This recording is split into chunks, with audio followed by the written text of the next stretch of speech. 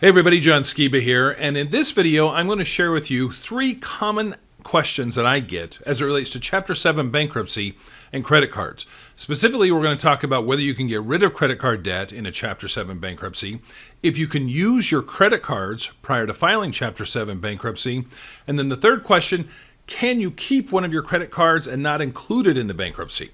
But if this is your first time here to my YouTube channel, go ahead and click subscribe. That way you'll be notified each and every week when I release new content that can help you with your serious debt problem. Okay, let's talk about Chapter 7 bankruptcy as it relates to credit card debt. Now, I can tell you that overwhelmingly credit cards are the number one issue that people file for bankruptcy, and particularly Chapter 7 bankruptcy. When most people think of bankruptcy, they're thinking of a Chapter 7. Chapter 7 eliminates most unsecured debts. These are debts that don't have any collateral attached to them, like a car or a house. Unsecured debts tend to be things like medical bills, credit cards, personal loans, those types of things. So in this video, though, I want to talk about 3 questions that I get related to credit cards, how they're dealt with in a Chapter 7, and how they can benefit you, and some potential things you need to watch out for that can cause you some pretty serious consequences if you do them as it relates to credit cards prior to filing your bankruptcy. First question that we're going to deal with is, does Chapter 7 bankruptcy eliminate credit card debt? And the answer is generally yes. Credit cards are generally eliminated completely. Not only that, but as soon as you file your bankruptcy with the court, they stop all collections against you. So those credit card companies cannot call you, they can't send you snotty letters, they can't sue you, they can't garnish your wages. All of that stops. Not only that, but the credit cards are discharged through this process. That means at the very end of your bankruptcy case, if you've jumped through all the hoops that the court requires you to do, the court will enter a discharge order that states that your creditors, your credit card company in this specific instance, can no longer legally try to collect on that debt. After you file for Chapter 7 bankruptcy, when you look at your credit report, the credit items will still be there, the different companies, but it will be zeroed out, show a zero balance, and it will say that it was discharged in a Chapter 7 bankruptcy. So the answer to the first question is yes, 100% you can discharge credit card debt in bankruptcy, and that's why most people file for Chapter 7 bankruptcy. Second question is, can you use your credit cards prior to filing for bankruptcy? So let's say that you know that you're going down this path, that things aren't good, there's been job loss, medical bills, whatever it is, but you know you're headed towards a Chapter 7 bankruptcy. Can you still use your credit cards even though you know you're going to file? There's quite a few restrictions on it, and you got to be really careful as it relates to that. First of all, if you know that you're going to file bankruptcy and you have zero intent of repaying that debt, you got to be real careful because any use of that credit card could be deemed as fraud. If you're using the card, you're taking the money, you're getting the service or the product, whatever it is, but you're not intending to pay for it, that could be deemed fraudulent. If the creditor, the credit card company, were to come into your bankruptcy case and raise the objection, those specific charges may not go away. So my recommendation is, once you know that you're going to be filing for bankruptcy, don't use the cards anymore. There's 2 specific exceptions to discharge that you need to be aware of. The first one is if you use the credit card in the 90 days prior to filing your bankruptcy to buy luxury items, there is a presumption that those debts may not go away if the creditor raises the issue. Now, that begs the question, what is a luxury item? And unfortunately, the courts in the bankruptcy code, it's not super clear. But it is clear from the cases where courts have interpreted this. If you're buying gas and groceries and diapers for the kids with your credit card, that is not considered a luxury item. If you're going on trips, buying jewelry, doing stuff like that, that could be considered a luxury item. So particularly within that 90 days prior to filing bankruptcy, you want to avoid using your credit card if you know you're going to end up filing.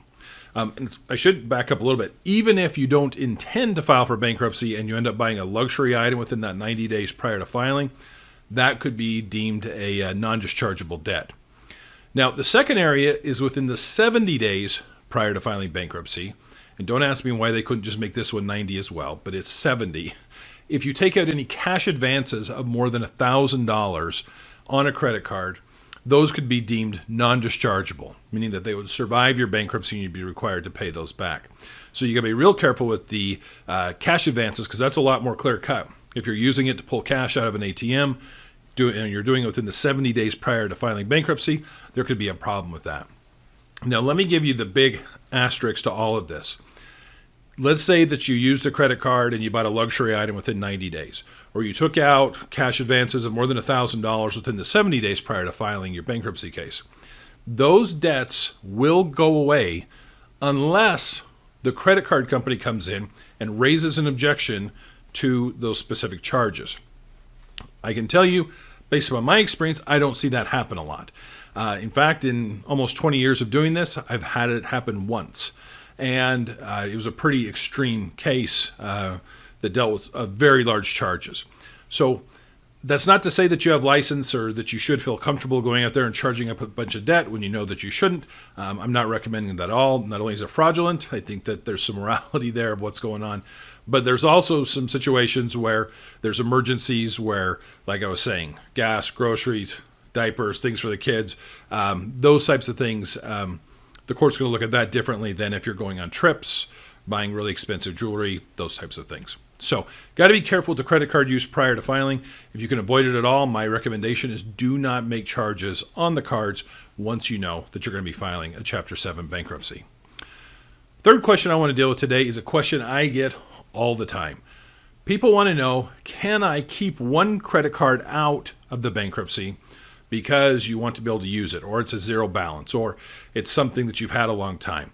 It's always kind of surprising to me that people feel like they actually have a relationship with with these credit card companies.